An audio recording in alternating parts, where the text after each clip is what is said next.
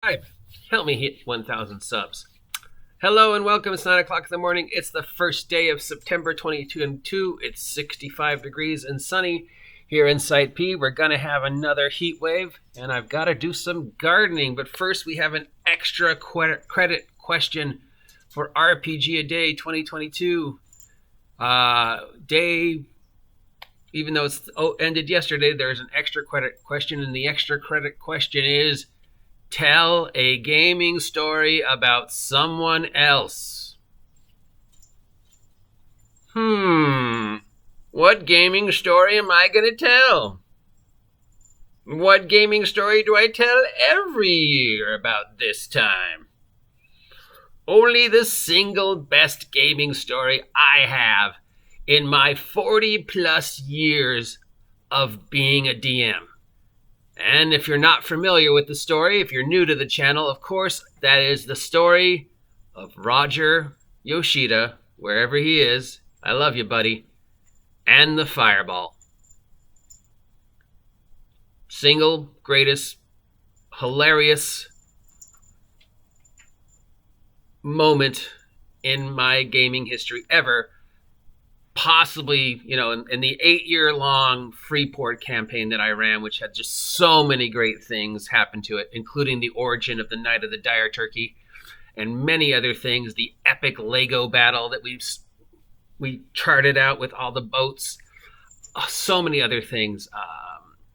Mark's character becoming a giant robot, them getting trapped in heaven and trying to escape from heaven, all the ridiculous things Aaron Cornelius did with Reek, but the single greatest story is from one of the spin-off games, because there was at least 2 spin-off games from my Freeport game, was Rodger and the Fireball. So of course I have to set the stage first. So I was running basically Storm King's Thunder / Giant Slayer / Hal from the North.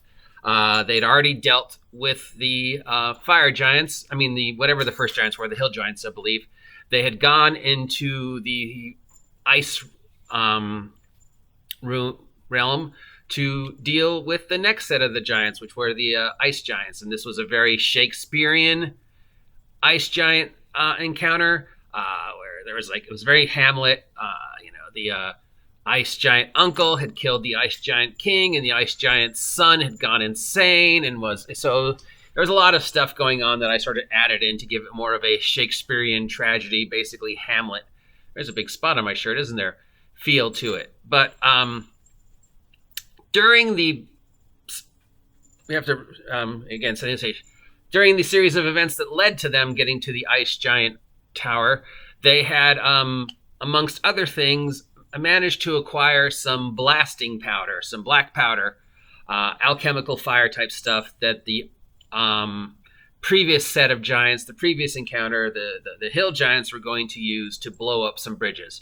So they were carrying alchemical fire. They had some black powder. They had some other things. They even had basically dynamite that they had acquired from a series of encounters when they had to try and defend a bridge. So they had a pretty good share of things that were explosive. This is important. So they were fleeing. Things had gone bad. They had found themselves in the lower caverns of the ice giant castle. They're fleeing from the ice giants, trying to find a place to hide, trying to find a way out of these caverns. And they notice a hole in the wall. And they look through the hole in the wall, and they see that it's the den of one of the dire bears that the ice giants were keeping as pets. And they saw that at the end of the den, there was a way out. So their plan was to escape via this den. Now, the only person small enough to go through the hole was the gnome alchemist. So, and this character was run by Tristan Richter. Love you, buddy, wherever you are. So Tristan Richter's gnome crawls through the hole and begins to silently work his way towards the exit. And I asked him to roll a d20 for stealth, and he rolls a 1. So snap. The sleeping, hibernating bear hears a snap, wakes up. I roll, how the bear is going to react. And I take into account that, remember, gnomes, at least back then, had the the ability to sort of talk to animals, kind of thing. So I was like, it's a sleeping dire bear. It's a mother bear. It's got some cubs. There's something moving through its cave. It's about the size of a cub, and because that weird gnomish thing, it might kind of. So I rolled a d20 and I rolled a 20. So of all the possible reactions, I rolled the best. So the bear thinks that Tristan Richter's gnomish alchemist is one of its cubs getting up and trying to get away. So it just sleepishly reaches out its paw, grabs the Tristan Richter, and cuddles him under her body, because in her half-asleep hibernating brain, she thinks that this gnome is one of her cubs. So Tristan Richter's character is perfectly safe. Let's just remember that. The bear was not going to harm him. And plus, amongst the things, and I didn't put this in, this was in the module that I was cribbing from. In this encounter, they have the treasure that the bear has accumulated from its previous victims. And conveniently enough, one of the treasures was a rod of passage. And if you're not familiar with what a rod of passage does, it basically makes dimension doors and allows you to escape things. So not only was the bear not going to harm Tristan Richter, but he had several methods of escape for his alchemist, including all he had to do was, feel around in the den and find this rod of passage, and he could have gotten himself out and everybody else out. So, and I'm not trying to tell him search, but I'm reading, and in the back of my mind, I'm like, oh my God, all he has to do is find this rod, and he's got everybody out. So yeah. So he's under the bear, perfectly safe. He's got the bear's treasure below him. All he has to do is go, oh, what's this rod do? And I would have, oh, rod, passage, whatever, make an Arcana check. I pretty much, in my mind, had it that he wasn't in danger and that he had a way to get out, or two ways to get out. He had a couple ways to get out. So I figured he was going to get out with or without the rod, and then figure out a way to get everybody else out. So I did not have any expectations of what they were going to do. But from the other side of the hole, as they're watching, all they see is the bear scoop up Tristan Richter's alchemist and pull him under its body. So they don't know that he's safe. They don't know that the bear is not going to harm him. They think that he's in danger. So we have this wizard that Rodger Yoshida is playing, and he looks through the thing. He sees the cave. He sees the bear. He sees the bear scoop up Tristan. In his mind, I guess he thought the bear was attacking Tristan. So he decides to save Tristan. And, this is an 8th level character. He had a lot of magical spells at his disposal and a couple of magical items at his disposal.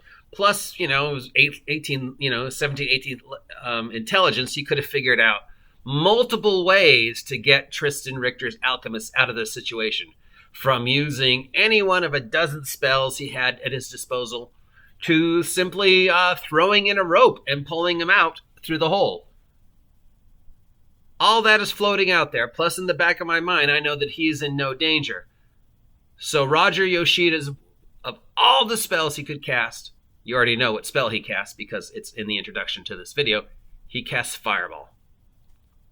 He casts a 10 by 10 fireball into this 10 by 10 cave. And I, for the life of me, can't understand why he would do that. But he casts Fireball.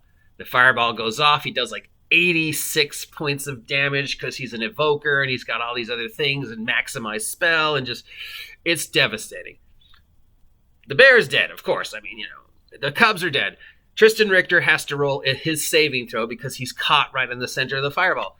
He rolls a 1. So he takes 86 points of damage. His character had like 40. He's like, oh no, Mike.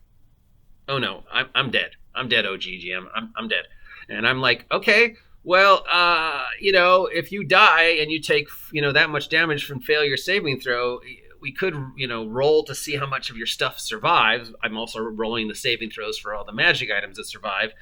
and all the stuff that survives in the bear's nest. Of course, the potions are boiled away, the scrolls are burnt up, but there is the gold and some other things, and the rod of passage. And for the rod of passage saving throw, I roll a 1, so the rod of passage is going to explode from the fireball. So that's already, like, I'm thinking in the back of my mind, oh, is that going to add damage? So he says to me, well, this is what I have on my character's body since I'm dead.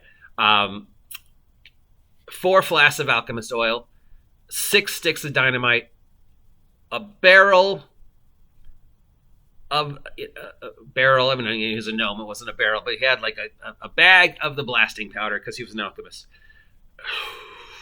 Really? You have blasting powder, you have alchemist fire, you have dynamite, you have several other explosives. A fireball just hit them. This just doubles the impact of the fireball. So it goes from 86 points of damage to 100 and something points of damage. And it just keeps cascading. And then the magic item gets burnt up, and I have to roll whether it explodes or not and has a retributive strike, because when magic items explode, bad things happen.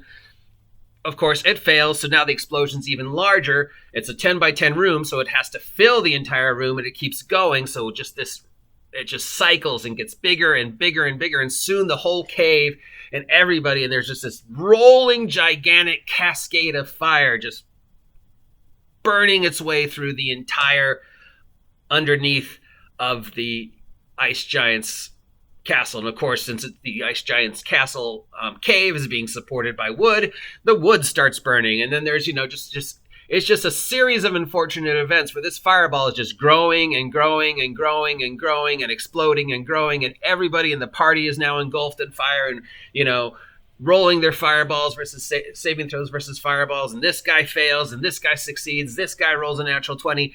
One of the people has a dimension door cloak. And so he wraps up some of the characters to save them. We have at least one PC who dies in the fire because he sacrifices himself to save another PC.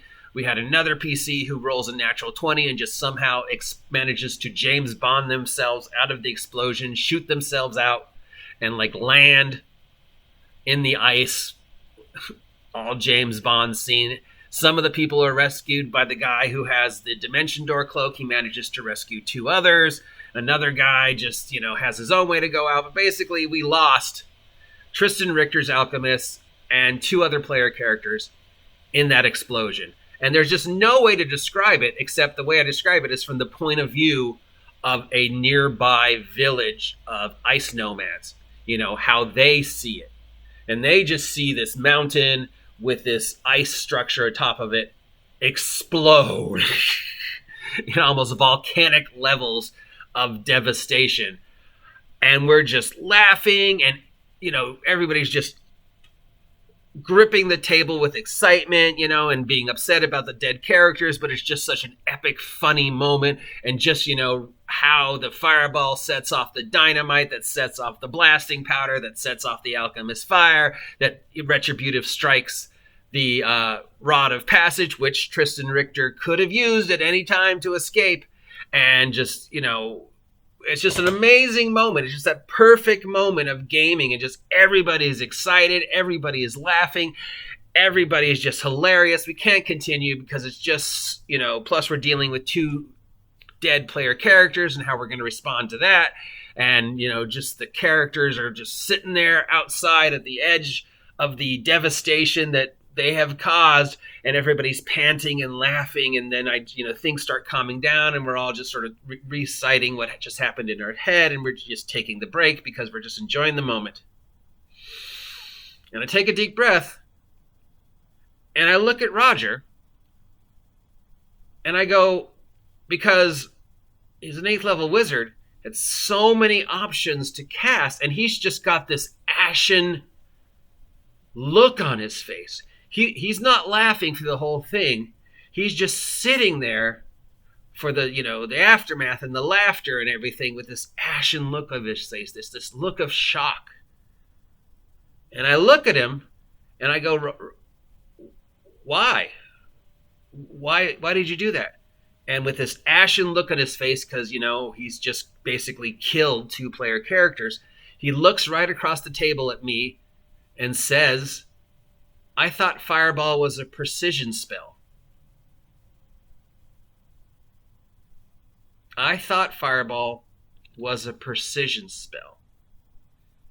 In his mind, he thought the spell would only hit the bear and nothing else. Now, if there's any spell in the player's handbook that is not a precision spell, it's Fireball. Fireball is a bomb. It's an atomic bomb. It explodes in a 10 by 10 sphere of 8, 10d6, whatever. And Tristan rolled a 1 on his saving throw. So his character's dead and all that stuff's exploding. And I'm just like, a precision spell? And he was just ashen. He didn't get it. In his mind, he didn't understand how Fireball wasn't a precision spell. So just the shock started everybody else laughing again, because he's like, no, it's not a precision spell, dude. It's the last thing in the list it could be. You had so many other options. And then I, of course, tell him also that at no point in time was Tristan's alchemist in danger. And I'm like, are you upset that the alchemist died? And he's like, no, that was just too funny. And everybody, and the other guy who lost his player character is like, no, my character saved the other character. I'm not upset. And Rodger's upset. And this goes on for a couple years. Every time I tell the story, every time it comes up, Rodger still is like, can't get over the fact that he thought Fireball was a precision spell. Everybody else thinks it's hilarious. And even when I tell this story every year, pretty much everybody who hears the story thinks it's hilarious. But for 3-4 years, he still, every time it came up, had that ashen look on his face. He still felt guilty about killing the two characters. He still felt guilty about what happened. And no matter how many times it's told, it doesn't matter, nobody cares, it was a game, it was hilarious, and what made it more hilarious was just the deadpan response.